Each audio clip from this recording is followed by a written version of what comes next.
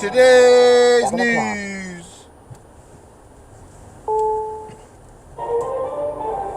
Standing with Memphis. They're hurting families behind this. They're hurting cities behind this. Plan to end COVID emergency. Vaccines and treatments will no longer be covered by the federal government. Remembering Shirley.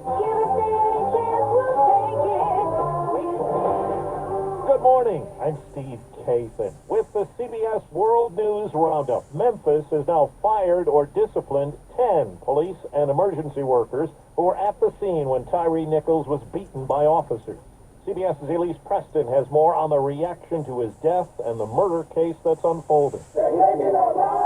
Demonstrators in Memphis continue to call for police reform as Memphis police announced that 2 more officers had been relieved of their duties pending an investigation.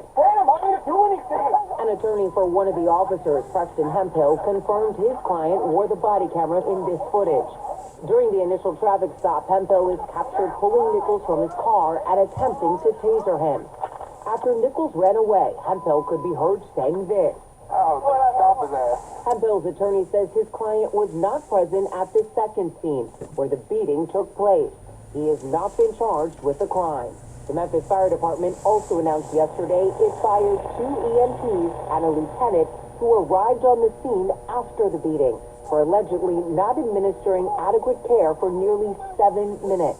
We pray for healing in the city. Monday night, mourners gathered at a vigil for Nichols at the same spot where he was beaten. The 5 former officers charged with murder were part of a special unit that has now been disbanded. CBS's Catherine Herridge looks at how those units have become part of big city policing. The Memphis Police Department's Scorpion unit was intended to be an elite specialized unit, but the 5 Memphis police officers charged in Tyree Nichols' death were new to the force. And a former Memphis police officer tells CBS News the Scorpion unit training consisted of just 3 days of PowerPoint presentations, 1 day of suspect apprehension training, and 1 day at the firing range. These units require significant supervision, something that was apparently missing. Former NYPD Commissioner Bill Bratton says there appear to be many missteps.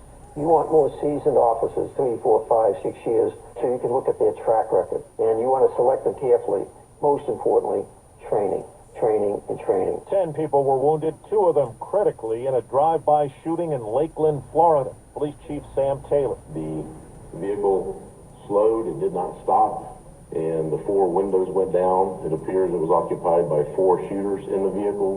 They started firing from all 4 windows of the vehicle. He says it was apparently a targeted attack. No arrests have been made.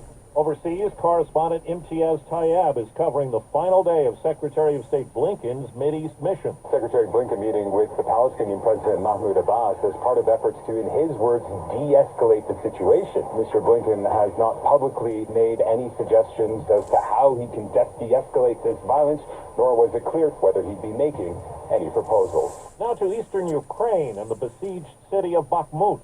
CBS's Deborah Pata has more on the intense battle for control. For a place 70,000 people called home, Bakhmut is barely recognizable. Bakhmut still holds as the Ukrainian battle cry, but only just. Even a trip to the central square is done with one eye on the clock, the other on the sky. Kharkiv Commander Seva Kuzimenko's battalion is helping to prevent Russia from seizing the city. Soldiers use drones to live stream video from the front line, revealing it in astounding detail. They're monitoring all the videos. They just start to shoot. World War I trench warfare meets 21st century electronic surveillance. The White House says it will officially end emergency COVID-19 regulations on May 11th. They were put in place nearly 3 years ago. CBS's Dr. David Agus. What this means, though, is that things like vaccines and treatments will no longer be covered by the federal government and then will be covered by insurance, and prices of those are expected to go up significantly. 4 minutes after the hour. Well, that's today's news. I didn't hear any good news, did you? I didn't think so. I guess it's all about perspective. The glass is half full. Well, as always, I'd like to thank you again for coming along with me on these Dash Cam News adventures. You know the drill. Peace, love, and all that hippie jazz. Bye-bye, everybody.